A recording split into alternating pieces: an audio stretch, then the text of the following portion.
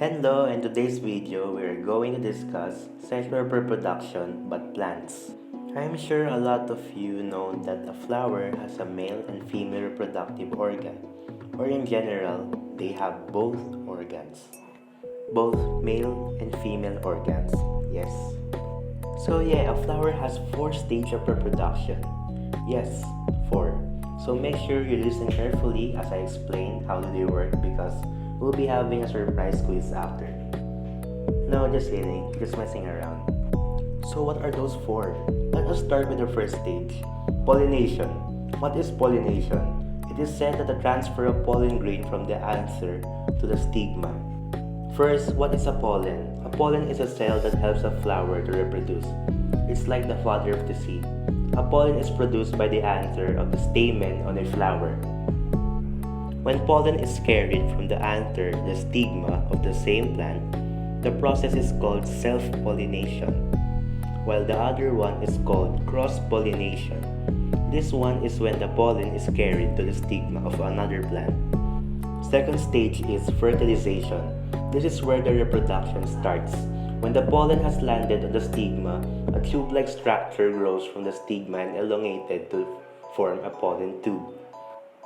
Similar to pregnancy, the pollen goes through the pollen tube and the pollen will start to fertile inside the plant's ovary. Here, I will give you an illustration. Let's say the yellow color is the pollen. The pollen goes inside the tube so it could fertile the ovary.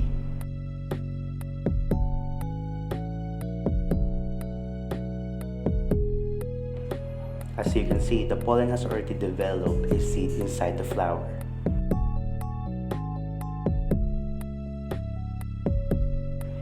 This is how fertilization works.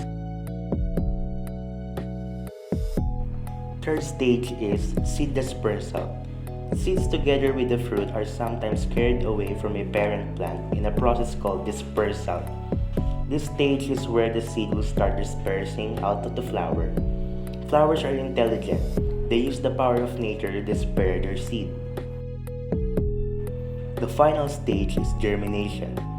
This stage is similar to planting a tree. You plant the seed and help it grow, or the flower will plant the seed using the power of nature. This germination process has requirements or conditions so it could grow. First is moisture, warmth, nutrient-rich soil, sunlight, and good quality soil. The seed's embryo needs moisture so it could duplicate. After duplicating, the enzymes will get activated. The embryo starts getting nourishment.